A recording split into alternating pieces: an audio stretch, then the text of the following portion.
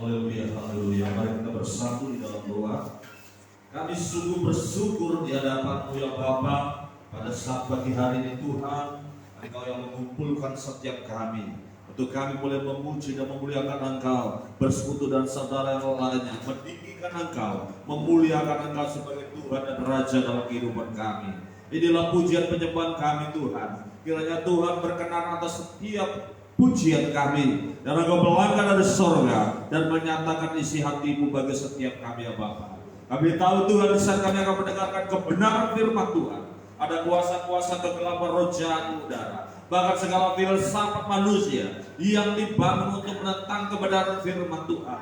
Kami yang percaya pada saat ini bersatu hati, mengikat dan mematahkan dan menghancurkannya di dalam nama Yesus. Kami perintahkan keluar dari kehidupan kami, keluar dari dalam hati kami, dan biarlah pada saat ini Engkau nyatakan kuasa Tuhan, kuasa-Mu hadir di tengah-tengah kami dan menyatakan firman-Mu di tengah-tengah umat-Mu. Berfirman ya Tuhan, kami siap mendengarkannya. Kita siap untuk mendengarkan kebenaran firman Tuhan.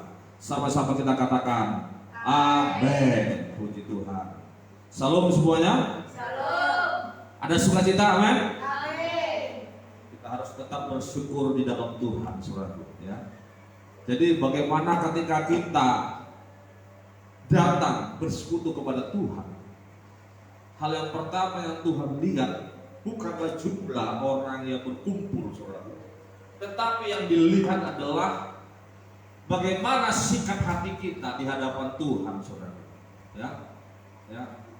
Sehingga saudaraku, baik kita yang ada di dalam ruangan ini maupun ada yang ada di rumah kita masing-masing, ketika kita hadir di dalam acara ini, saudara, biarlah setiap kita mempersiapkan hati kita. Ya, sebenarnya lebih, apalagi saudaraku, ketika hari Sabtu, saudara. Kalau kita tahu esok hari Minggu kita akan beribadah, saudara, maka pada hari Sabtunya kita mempersiapkan diri kita. Hati kita persiapkan, saudara. Hidup kita, jiwa kita, pemikiran kita, seluruh keberadaan kita persiapkan, karena esok hari kita akan datang beribadah di hadapan Tuhan, saudaraku. Sehingga saudaraku, apa yang dilihat oleh manusia hanya melihat jumlah atau manusia atau melihat rupa, saudaraku, tetapi Allah melihat hati, saudaraku. Amin. Ya.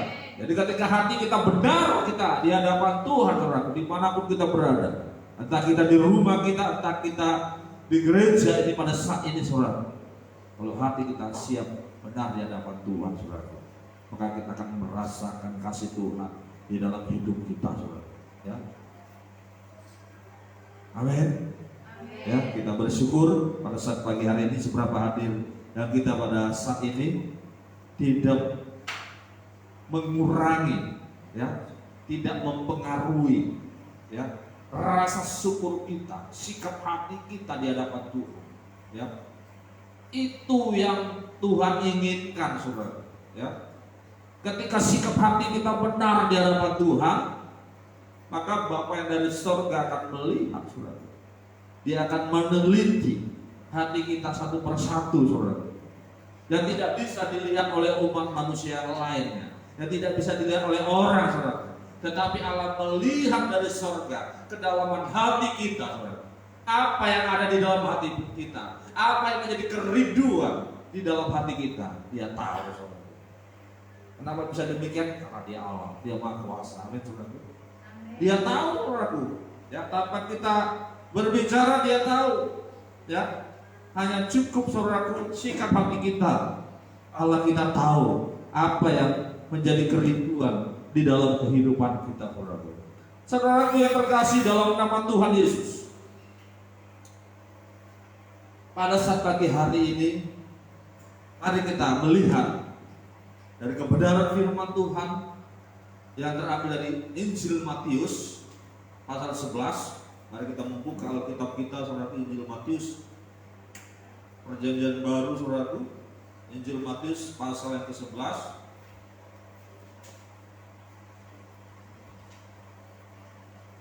Ayat yang ke-28, saudara. Ini saudaraku adalah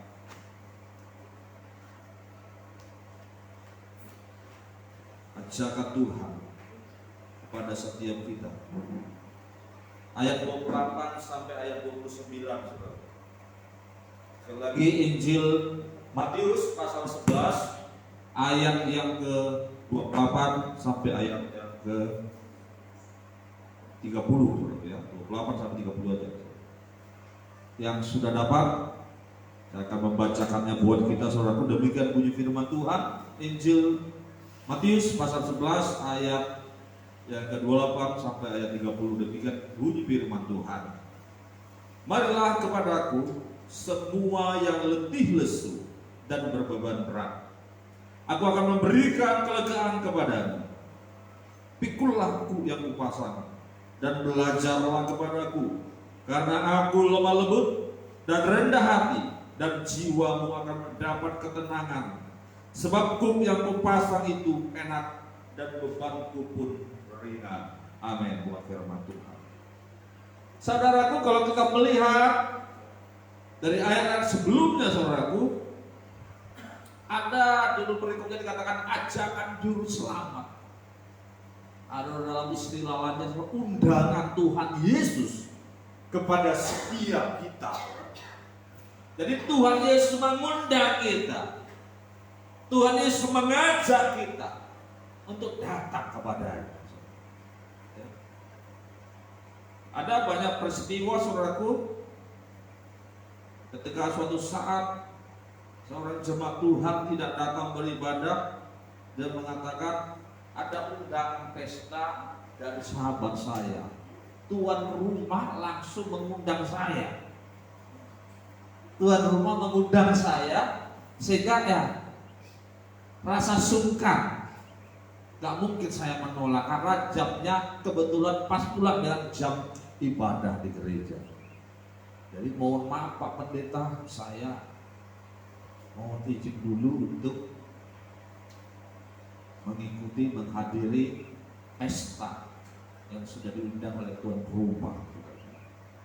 Nah, saudaraku yang terkasih dalam nama Tuhan Yesus Kristus, Allah yang kita sembah di dalam nama Tuhan Yesus adalah Allah yang senantiasa terbuka tangannya, dan senantiasa mengundang setiap kita. Ya, sebenarnya saudaraku bukan pada hari Minggu saja, saudara. Setiap hari Yesus mengundang kita datang kepada Dia, saudara. Ya. Kenapa, saudaraku? Karena hari-hari ini adalah hari-hari yang berharga dalam pandangan Tuhan. Setiap detik dari kehidupan ini, saudaraku, adalah sangat berharga dalam pandangan Tuhan, karena itulah Dia selalu mengundang kita. Nah, mungkin kita punya berpikiran bahwa datang ke gereja itu hanya pada hari Minggu atau pada tengah minggu, ya. Nah, pada waktu itulah bahwa Allah mengundang kita, Yesus mengundang kita datang kepada-Nya, saudara. Tetapi sebenarnya Tuhan selalu mengundang kita datang kepada-Nya, ya. Kembali kepada ilustrasi tadi, saudaraku, ketika orang lebih mengutamakan sahabatnya, saudaraku, atau orang yang dikenalnya untuk menerima undangannya daripada mengikuti undangan Tuhan Yesus yang mungkin hanya sekali seminggu, saudara. Saudara yang terkasih dalam nama Tuhan Yesus Kristus, alangkah sangat sedihnya, saudara. Padahal Tuhan Yesus selalu menyertai kita. Tuhan Yesus selalu memberkati hidup kita mulai kita bangun tidur, saudara. Pada saat malam firman Tuhan mengatakan Ia memberkati, mencurahkan berkat-Nya bagi orang-orang yang dikasihnya ketika dia tidur, saudara. Maka ketika kita bangun tidur pada saat pagi hari, doa kita bukan lagi Tuhan berkati saya, saudara, tetapi doa kita, Tuhan berikan saya hikmat untuk bagaimana saya mengatur berkat-berkat-Mu sepanjang hari yang akan saya lalui ini, saudara. Semuanya demikian doa kita, saudara. Karena apa, saudara? Paling tidak yang pertama saudara berikan itu adalah oksigen, saudara. Napas kita, saudara. Ya. Ya. Ada banyak saudaraku orang di rumah sakit sebelum dibeli. Ya, tapi kita bersyukur ketika kita bangun, saudaraku. Dari tidur kita bisa menarik napas kita, saudara. Kita bisa menghirup udara oksigen masuk dalam paru-paru kita, saudara. Itu adalah berkat Tuhan, saudara. Maka dikatakan ajari aku untuk bisa menggunakan, memanfaatkan berkat Tuhan yang Tuhan berikan dalam hidup saya. Itu seharusnya menjadi doa kita, saudara. Ya. Setiap pagi hari, ketika kita bangun, kita harus mengucap syukur di hadapan Tuhan buat berkatnya. Ketika dia curahkan dalam hari buat kita, ketika tidur pada malam hari, saudara. Nah, saudara yang terkasih dalam nama Tuhan Yesus Kristus, mengapa Tuhan mengajak selalu kita untuk datang kepadanya, saudaraku? Karena Tuhan itu terlebih dahulu mengerti dan memahami bahwa sesungguhnya ketika kita menjalani kehidupan ini, ketika kita bangun pada pagi hari, tidak serta-merta, saudaraku, kehidupan itu enteng-enteng aja, saudaraku. Ya. Kehidupan itu mulus-mulus aja, tidak ada perkara, tidak ada masalah, tidak ada problem, saudara. Tapi Tuhan tahu, ketika kita bangun tidur, maka kita diperhadapkan dengan berbagai permasalahan dalam kehidupan ini, saudara. Ya. Dan seringkali permasalahan dalam kehidupan ini yang membuat kita merasa lelah, merasakan beban yang besar, yang berat di dalam kehidupan kita, saudara. Jika Tuhan Yesus mengatakan, memberikan suatu ajakan, saudara. Dalam ayat 28 dikatakan, marilah kepadaku semua yang letih lesu dan berbeban berat, aku akan memberikan kelegaan kepadamu. Ini ajakan, saudara. Marilah datang kepadaku, engkau yang letih lesu, engkau yang berbeban berat, aku akan memberikan kelegaan kepadamu. Saudaraku, rambut memang sama hitamnya, saudara. Ya. Tetapi saudara terkasih, terus problemnya tidak sama, saudara. Ya. Kita mungkin sama-sama rambut hitam, saudara. Tetapi problem kita tidak sama di dalam kehidupan kita, saudara. Ada banyak masalah, saudara. Ya. Tentunya juga demikian juga seorang gembala juga masalahnya banyak. Sehingga ketika dia melayani mungkin 10 aja jiwa yang dilayani dalam pengembalaan, saudaraku, maka saudaraku, dia harus paling tidak ukurannya kalau satu jemaat, saudaraku, satu keluarga, saudaraku, maka saudaraku terkasih dalam nama Tuhan Yesus Kristus, satu keluarga itu bisa 5 masalah kali 10, saudaraku. Tambah masalah dalam keluarganya gembalanya, saudaraku. Ya, ya bisa 70, saudaraku, permasalahan. Ya. Jadi kalau gembala menghadapi permasalahan demikian apa, saudara? Hanya bisa datang bertelur di bawah kaki Tuhan Yesus, saudara. Setiap hari mendoakan jemaatnya supaya bagaimana jemaatnya itu mengalami suatu terobosan di dalam kehidupannya, mengalami kemenangan di dalam kehidupannya, saudara. Itu doa seorang gembala, saudara. Saudaraku yang terkasih dalam nama Tuhan Yesus Kristus, Yesus tahu itu. Kepada jemaat biasa pun Tuhan Yesus tahu. Oleh karena itu dia selalu mengundang kita untuk datang kepadanya. Hai engkau yang berjeri lelah, saudara. Engkau yang letih lesu. Letih lesu itu bagaimana, saudara? Letih lesu. Orang yang sudah capek, saudaraku, lalu lemas, ya. Lemas bukan karena kerja rodi, saudara. Lemas bukan karena ada kerja gotong royong di lingkungannya, saudara, sehingga menguras tenaga. Lemas bukan karena mencangkul, sekian kubik tanah, saudara. Tidak demikian, saudara. Tapi lemas di sini, lemah di sini oleh karena permasalahan dalam kehidupannya. Letih, capean, saudaraku, ketika menghadapi permasalahan dalam kehidupan ini, saudara. Oleh karena itu Tuhan, saudara terkasih dalam Tuhan, Yesus mengajak kita, Yesus mengundang kita. Ingat, saudara, kita tidak bisa pikul sendiri beban di dalam kehidupan kita, saudara. Tuhan Yesus mengerti itu. Tak ada manusia yang kuat di muka bumi ini, saudara. Tak ada, saudara. Ya, tak ada yang kuat, saudara. Samson pun yang kuat itu tidak. Kalau dia dikatakan adalah orang yang sangat kuat, saudara. Atau pahlawan-pahlawan Daud Triwira, saudara, yang sanggup habisi orang sekali pukul dengan tongkatnya. Pahlawannya Daud itu ribuan orang dengan tangan kanannya, dengan tongkatnya saja, saudara. Enggak demikian, saudara. Kenyataannya setiap orang dibebani oleh pergumulan permasalahan dalam kehidupannya, saudara. Dan Tuhan Yesus sangat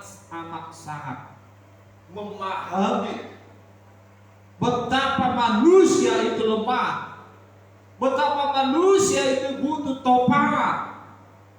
Maka dia ajak setiap umat manusia, saudara, untuk datang kepada, sehingga setiap orang yang datang kepada Tuhan Yesus dengan sungguh-sungguh, ketika mengalami Tuhan letih lesu, dia mengalami beban berat di dalam hidupnya, Yesus mengatakan, kalau engkau datang kepadaku dengan kesungguhan hatimu dan hati yang benar-benar berharap kepadaku, dengan hati yang benar-benar menaruh iman kepadaku, Yesus mengatakan, aku akan memberikan kelegaan kepadamu. Ini suatu pengharapan yang Tuhan berikan kepada setiap insan manusia, setiap orang yang percaya, yang mengalami letih lesu, yang mengalami beban berat di dalam kehidupannya. Kalau kita datang kepada Tuhan dengan kesungguhan hati kita, saudara, Tuhan akan meringankan beban berat dalam kehidupan kita.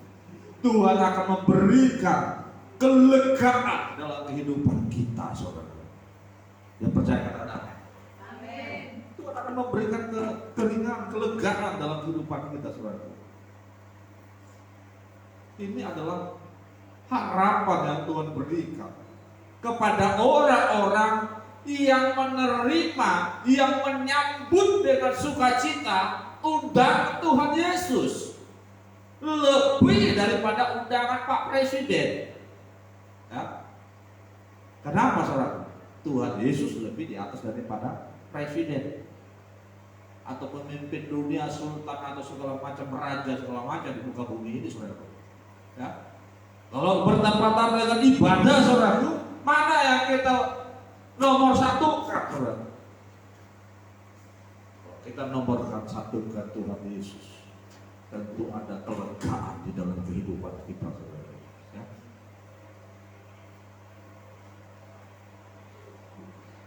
Walaupun itu, saudara, undangan dari Raja Arab atau undangan dari Pak Presiden Jokowi, saudara, tapi ketika kita melihat undangan daripada raja di atas segala raja, pemimpin dari segala pemimpin di muka bumi ini, yaitu Tuhan Yesus Kristus, maka kita dengan rasa takut, dengan rasa penuh pengharapan, karena ada kelegaan, ada kelepasan di dalam Tuhan Yesus, maka kita datang kepada Tuhan Yesus. Demikian yang Tuhan inginkan di dalam kehidupan kita, saudara. Nama saudara yang terkasih dalam nama Tuhan Yesus Kristus. Tidak sampai di situ, saudara. Ketika Tuhan Yesus mengundang kita dan kita bertelut di bawah kakinya, ada perkataan Tuhan di dalam ayat 29 dikatakan, pikul laku yang kupasang dan belajarlah kepadaku. Apa itu kuk, saudara? Pikul laku yang kupasang. Ketika saya pelajari saudara kuk ini saudaraku, ya ternyata kuk itu saudaraku, kalau di pernah saudara suatu saat saudaraku, saya pergi ke daerah Binjai, Sumatera Utara saudaraku. Nah dari Binjai ini saudaraku ada namanya sebuah kampung namanya Namukur saudaraku, ya, sebuah kampung Namukur. Nah jadi kebetulan itu saya diajak oleh amang guru saya saudaraku, diajak amang guru saya. Ternyata dia punya sawah di situ saudaraku, karena dia adalah seorang veteran saudaraku, ya, Sunan Abri saudaraku. Dia didapat jatah saudaraku, dapat tempat perumahan, tempat kapling untuk tempat tinggal, dan juga ada sawahnya saudaraku. Nah ketika sampai di situ saudaraku, saya diajak ke sawah. Kemudian ketika sampai di sawah ini saudaraku, saya melihat ada kerbau saudaraku. Kerbau itu lagi sedang membajak saudaraku, lagi membajak sawah itu karena baru sudah selesai panen dan mau tanam lagi, mau semai lagi bibit padi ini saudaraku. Jadi sawah itu dibajak saudaraku supaya tanahnya gembur saudaraku. Nah ketika itu saudaraku, kerbaunya cuma satu saudaraku, dan satu orang yang menggerakkan kerbau itu saudaraku. Nah di mana sih yang kuk itu saudaraku? Kuk itu adalah kayu yang melingkar di leher daripada kerbau itu saudaraku. Nah, ketika saudaraku ditaruhkan, dikalungkan di leher kerbau tersebut, maka ketika kerbau itu berjalan saudaraku, maka kayu dua kiri kanan saudaraku daripada sisi badan kerbau itu saudaraku, di belakang dekat ekornya itu menyatu saudaraku, itulah di situ bajak itu saudaraku, dan dipijak oleh sang saudaraku yang mempunyai kerbau itu saudaraku. Jadi ketika dia lepas kerbau itu saudaraku, maka ada kerbau itu berjalan, maka bajak itu akan ditarik oleh kerbau tersebut. Nah ternyata saudaraku, kuk itu saudaraku, itulah kayu yang ditaruh di belakang leher daripada kerbau tersebut. Ya, itu artinya kuk saudaraku, ya. Jadi katakan pikul lekuk yang kupasang. Jadi ketika saudara kita datang kepada Tuhan, ketika kita letih lesu dan berbulan, Tuhan disebutkan, aku akan memasang kuk kepada engkau. Kuk yang bagaimana saudara? Apakah kuk seperti kita diperbudak oleh Tuhan saudara? Oh no saudara, tidak saudara. Dalam cara kerja kerajaan Allah tidak sama dengan cara kerja kerajaan iblis saudara. Kalau kerajaan iblis itu selalu dipaksa saudara. Lakukan dulu, lakukan, dipaksa saudara. Tetapi cara kerja kerajaan Allah itu penuh dengan lemah lembut, ya. Dan kemudian saudaraku, yang disuruh bekerja itu saudaraku, yang disuruh melakukan firman Tuhan itu tidak dipaksa, hanya diberikan pengertian, pilihlah berkat atau pilihlah kutuk, tetapi pilihlah berkat. Itu selalu dikatakan oleh firman Tuhan saudaraku, ya. Jadi saudaraku, tidak ada pemaksaan saudaraku dilakukan oleh Tuhan. Tapi di sini saudaraku dikatakan pikul lekuk yang kupasang. Apa itu saudaraku?